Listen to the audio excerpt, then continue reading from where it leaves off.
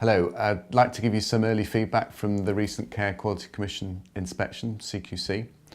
A really important guide for us as to how we're doing, and sort of relates in a number of ways to the National Staff Survey feedback too.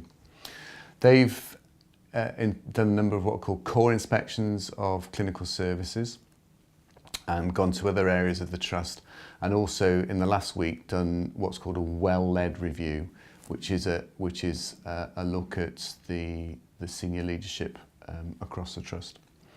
They've given us some verbal feedback, and that will be written to us in a letter next week, and they will then take all their data and do a ratings assurance meeting in the middle of April, and we'll expect to receive our final report towards the end of April and May. The pleasing things from the initial feedback were they were complimentary about staff providing good services wherever they inspected, and committed to patient and good patient care, which is really pleasing, and I know obvious because we know that staff do a great job.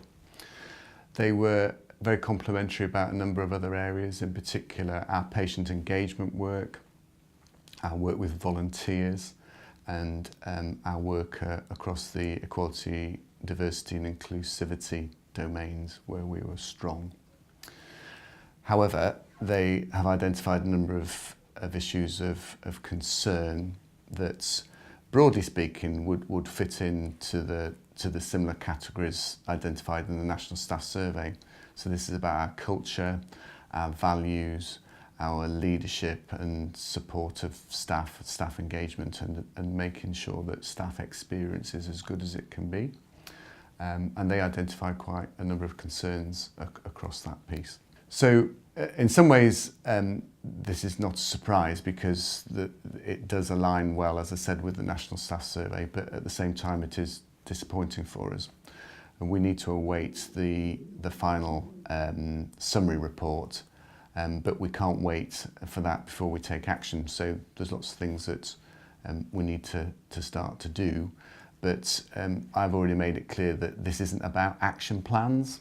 Action plans and ticking boxes and going from red to amber to green isn't what makes the difference. And we need to spend more time talking with staff, listening to staff about how we can, as an organisation, collectively move this forward.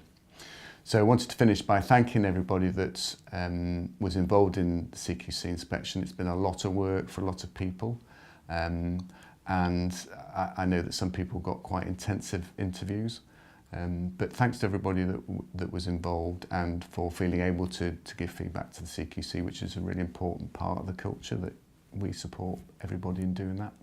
And we'll give more detail when we get the final report later in the spring.